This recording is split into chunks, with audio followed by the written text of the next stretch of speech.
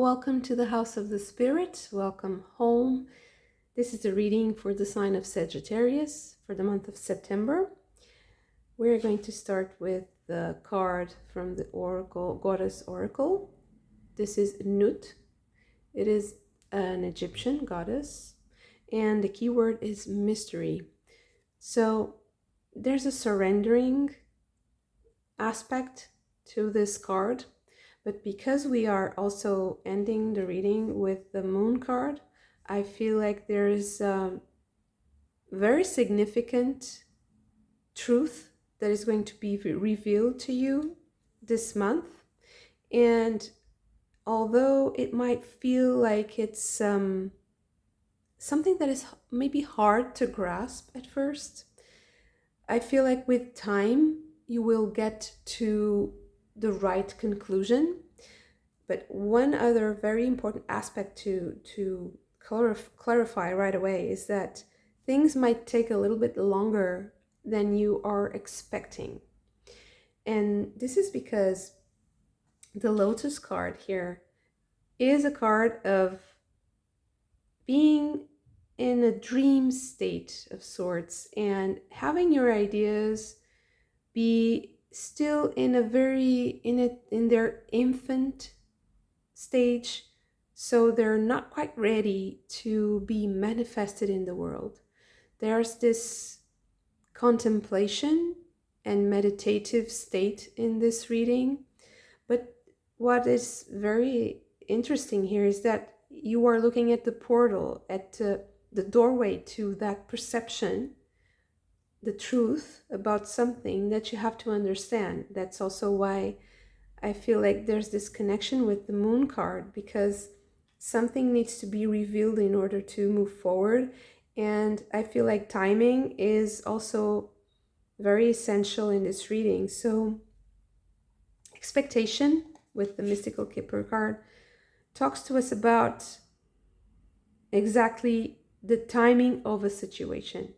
And specifically, it might take 3 months. It's the official reading of this card.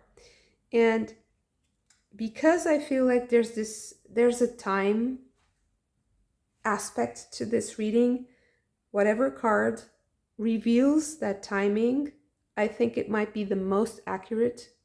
So I do feel like the 3-month window is very relevant. The next 3 months are very important to this situation. Now, what is this situation? Certainly it's about a transformation, because with Sphinx, and this is it reminds me a lot of the World card, although it's not exactly the same meaning. There's this completion of a certain transformation, and the Sphinx, it's also about a mystery. It's also about a riddle. So I feel like there's a question and there's an answer, and that you will get the answer. You will get the answer now, but the answer might surprise you a little bit, and it might take you some time to process that knowledge. And I feel like this knowledge is, for now, a mystery to you. And if you surrender control, the need for control, or the need to frame things in a very specific way, if you are open to mystery and open to learning, I feel like you will understand very deeply what this is about, and that is what will move you forward and evolve, make you evolve in this situation. So there's clearly a new development in the emotional aspect, in the relationship aspect of your life, and I feel like it's going to be, there's a change coming. Something new is coming in, and you are diving deeper into yourself and understanding yourself very, very well. Whatever this truth is, I think will be something that will change how your relationship dynamics work for you. And I think you will understand also very clearly how you have been maybe robbing yourself of fulfillment on that front and being stagnant about how you perceive your relationships is the whole point. Is so it's like sitting with this energy of, it's kind of entrapment, but it's not, it doesn't feel like it's not something that is kind of has its grasp on you. It doesn't have a grasp on you. It's like you are opting, you are choosing to be in that situation that keeps you feeling like you are limited, like you have little choice. And I think that this is happening because there's this need for mystery. There's a need for a certain, it can even be a little bit of chaos, because chaos is fertile. Chaos is where originality and true creativity emerges from, at least in this specific relationship. So allowing space for mystery, space for novelty, for strange things to happen. Because this is, for me, also one of the big messages of the moon, is that strange and mystical things might be in store for you in the next 3 months. And if you have the will to understand their originality and that there's some sort of like a craziness to the way this feels to me. It's like it stops being strict. It stops being something that scares you. And then you understand, okay, if I want to amplify my feelings, I have to be creative, and I have to allow the creativity of others and the spontaneity of others. And I have to allow certain passions to come into play. And I think that there's a specific set of passionate behavior, if that's a good explanation, that kind of triggers your fears. It's like trying something like, I don't know, like bungee jumping, or like very things that spark a lot of passion right now. I think they also trigger a lot of fear. But it's like it's something that has to happen in order for this situation to evolve. In order for you to answer the riddles and to get the answers you need about what's happening in your life right now.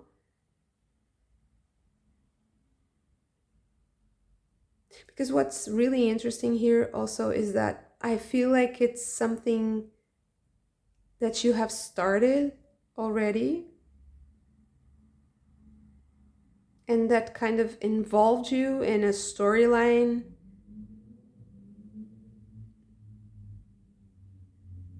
that you weren't quite ready, or you didn't feel ready to engage with, and you retreated in order to try to master your emotions, but what ended up happening is that you trigger your fears. It also might be the case that this month is triggering a lot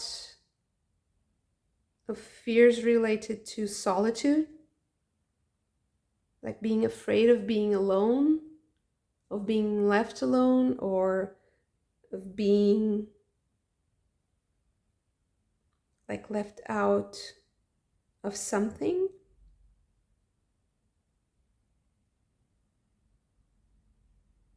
But it's also the Hermit and this whole, it feels like there's a uniqueness in a situation. It might be also that there's a part of you that is very unique, that is very different from your surroundings, and you feel like it's not shame that I feel. I don't feel there's a shame, but I feel like you are afraid of showing something to the world about yourself. And that is creating this stagnation too. It's creating this emotional lack.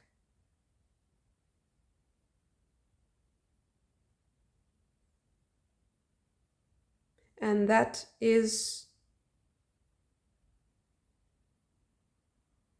also a source of incredible transformation for you. So this whole process of understanding how you trigger yourself and others by revealing this part of you,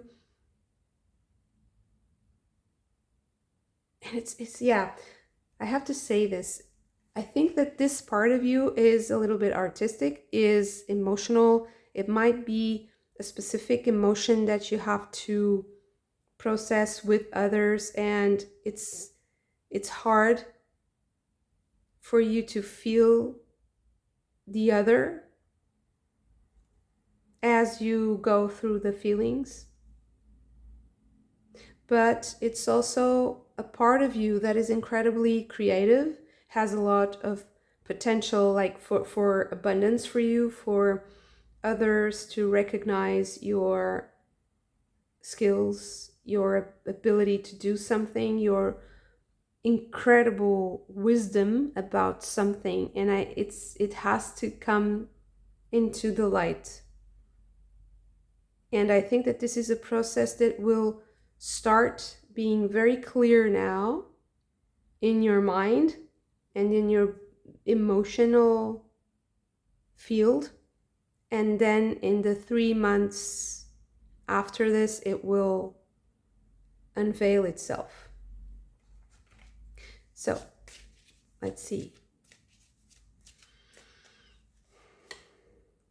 The Ace of Swords. So yeah, it's something that has to come to light.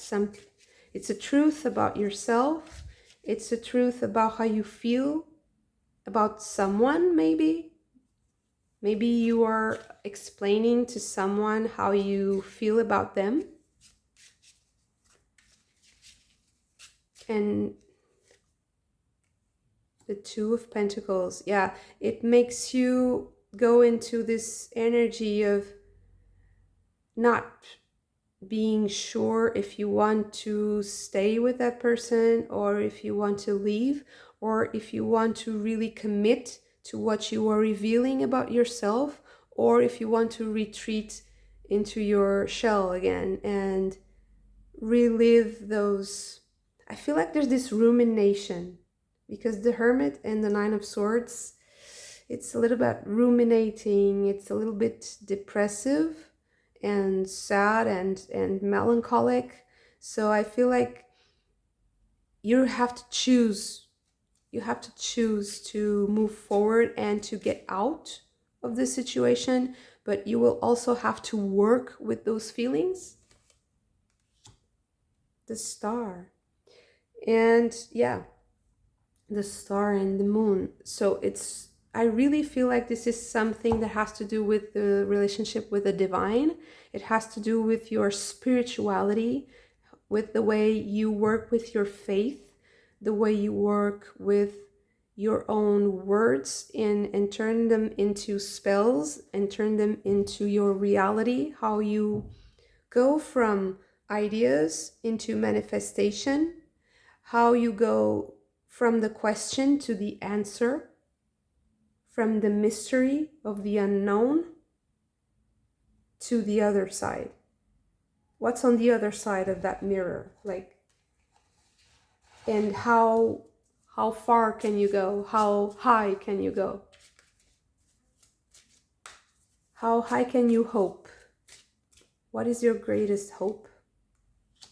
The Four of Pentacles. Yeah, I feel like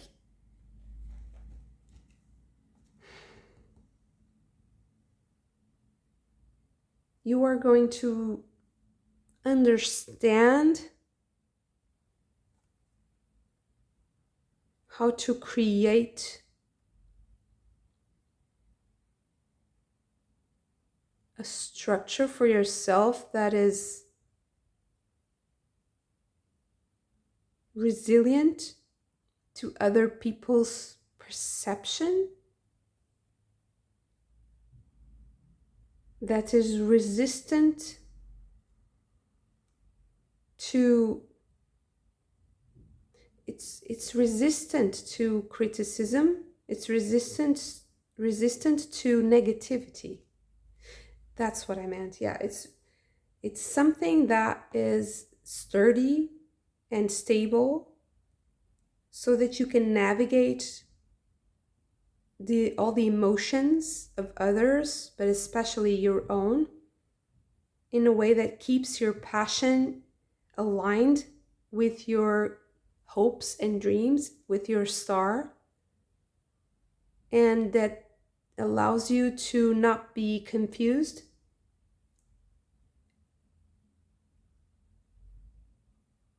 So, and there's also this, it's still the most important takeaway from this reading is the timing. So maybe you have to kind of conserve your energies in order for you to better utilize them in an efficient manner so that you can go through this whole process without having the need to deal with so much stress and mental strain. So if it's just a smoother energy if you allow that mystery to occur and relax in the right moments so that you're not so tense and you're not so tired. Because this Hermit and the Nine of Swords, it can be tiring. It can be something that causes strain even in your body. So I think that if the timing is here, is really alerting you, is warning you and maybe inspiring you to navigate this in the most relaxed manner possible so that you can have the endurance, the right endurance to have the right answer to your questions. So the 3-month window is very important. I hope you enjoyed this reading, Sagittarius, and please subscribe to the channel if you haven't already. If you enjoy this reading, hit the like button, and please like and share the video if it resonated with you.